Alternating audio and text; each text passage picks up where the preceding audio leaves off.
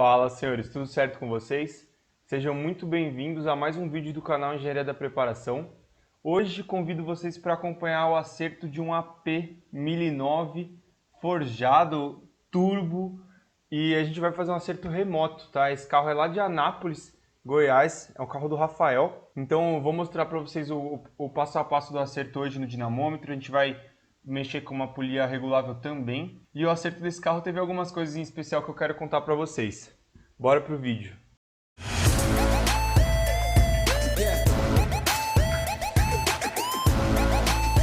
Aí galera, esse daqui é o Rafael, ele que é o proprietário da Saveiro.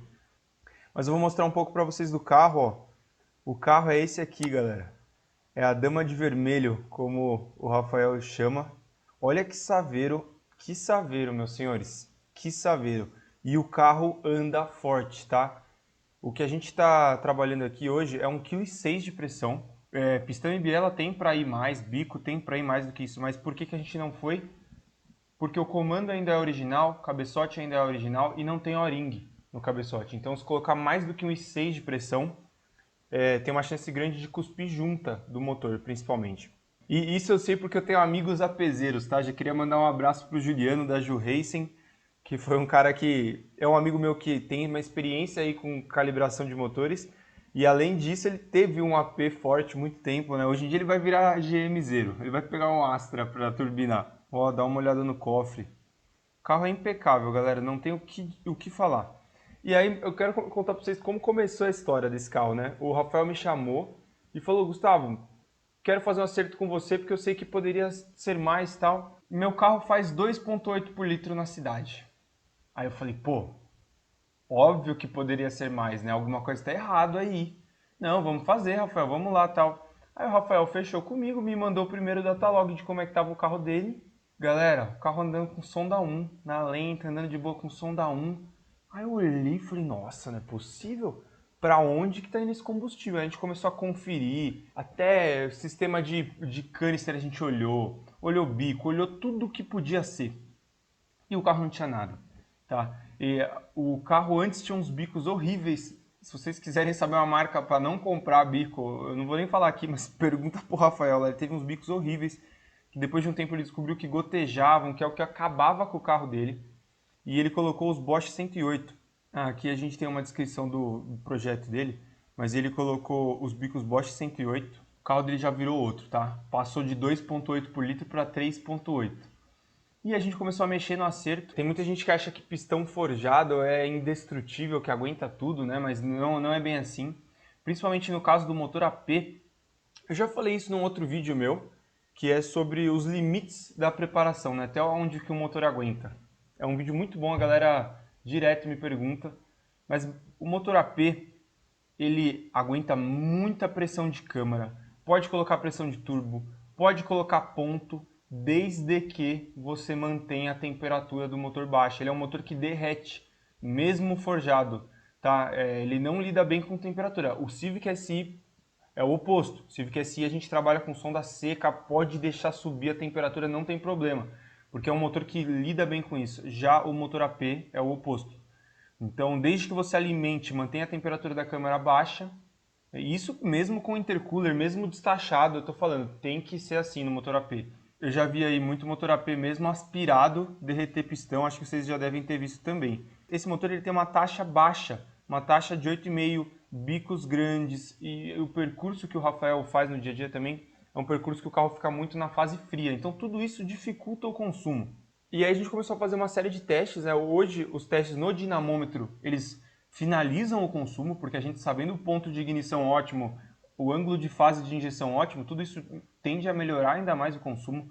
Mas o carro foi de 2,8 para 3,8, aí para 4, 4,2 e chegou a fazer 4,5 na cidade.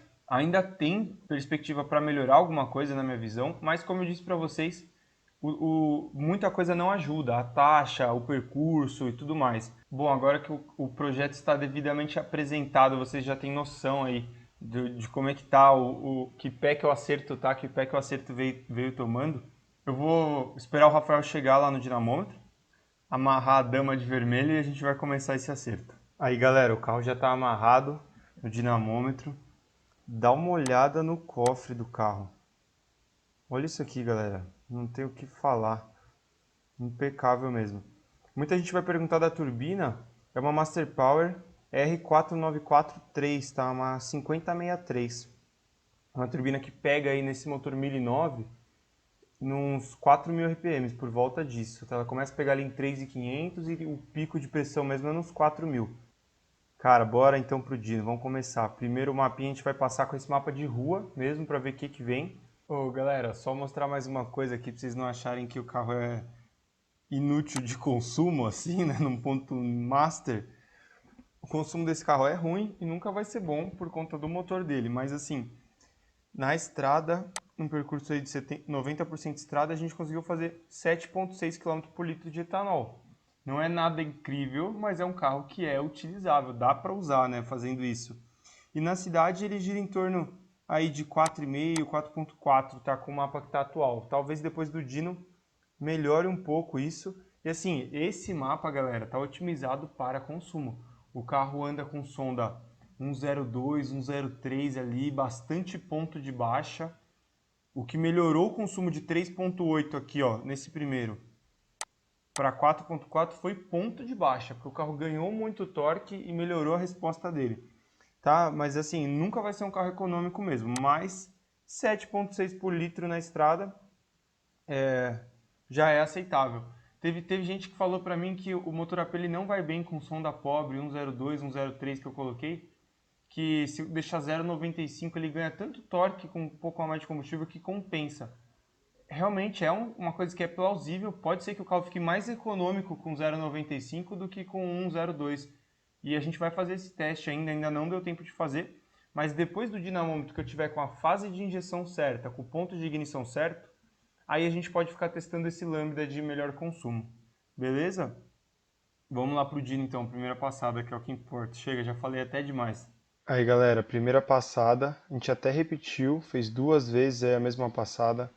Uma começando um pouquinho antes, outra começando um pouquinho depois. O carro tá bem constante, então vamos começar a mexer no mapa. Aí galera, a primeira coisa que eu testei foi o ângulo de fase de injeção. Mesmo que aqui a gente está rodando semi-sequencial, é muito importante calibrar a fase. Dá uma olhada aqui, o resultado que a gente obteve antes, né, com o ângulo de fase que chegou, e com o ângulo de fase depois de ter calibrado certinho. Repara que tem duas puxadas que começaram exatamente no mesmo RPM, mas as duas têm uma grande diferença ali, principalmente na pegada do turbo. Tá? Isso aqui foi uma redução de 100 RPM no turbo lag por conta da calibração da fase de injeção. Não ganhou torque de pico, não ganhou potência de pico, mas olha que legal a pegada da turbina e trouxe um torque ali de baixa, ó, muito interessante. A próxima coisa que a gente mexeu foi no ajuste da polia regulável ali do comando. E aí, galera, não tem como fazer um acerto perfeito disso aqui, né? O perfeito seria um VVT. Aqui é um cobertor curto. Ou você diminui o lag, ou você ganha mais potência de alta. Como o carro tem uma turbina grande, é um carro de rua, a gente priorizou a diminuição do lag. Então, antes já tinha ganho ali na fase de injeção 100 RPM a menos de lag. Aqui com o ajuste da polia, a gente conseguiu reduzir em mais 150.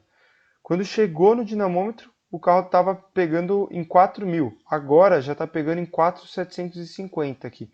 Foi uma redução bem legal e manteve a mesma potência de alta, sem perder. Nessa etapa do acerto, o teste foi então sobre o ponto de ignição. Testei primeiro colocando mais ponto na curva inteira, não ganhou nada de baixa, depois até acabou perdendo. Então eu percebi que o ponto que eu cheguei de baixo já estava até mais adiantado do que o ideal. Então eu acabei reduzindo ali o ponto antes da pegada da turbina, mas na fase de turbo teve um ganho de potência na hora que eu dei mais ponto, então a gente foi testando até chegar no ponto ótimo. E aqui estão as duas curvas, uma antes de calibrar o ponto de ignição e outra depois dele já calibrado. Com lambdas já certinho, ponto de ignição já certinho, fase também já certo, tudo já caminhando. O que a gente testou por último foi a eficiência da turbina, então o carro chegou enchendo 1,3 no Dino, na rua enche até 1,5. Então a gente deu uma cordinha ali, foi para 1,4, deu mais outra cordinha, foi para 1,6. Aí estão as curvas, o carro foi ganhando mais potência. mostrando para a gente que ainda tinha eficiência da turbina conforme a gente subia a pressão. Eu corrigi mais um pouquinho o ponto aí nessa fase de mais pressão, e o resultado final foi esse aqui, galera. 270 cavalos na roda, com 1,5 kg de pressão, e o motor muito bem acertado tanto no ponto, tanto na fase, seja na polia. Eu acho que é um resultado excelente aí para um AP turbo, ainda com cabeçote original, ainda com comando original. Carro que vai ficar bem gostoso de dirigir. E agora a gente retorna aí para a rua, fazer mais alguns testes com o consumo, ver se a gente teve realmente uma melhora aí. Fechou, pessoal? Espero que vocês tenham curtido o vídeo desse acerto do APzão 1009. Não esquece de deixar o like aqui no canal e se inscrever, que ajuda muito eu a continuar meu trabalho. Até a próxima, senhores!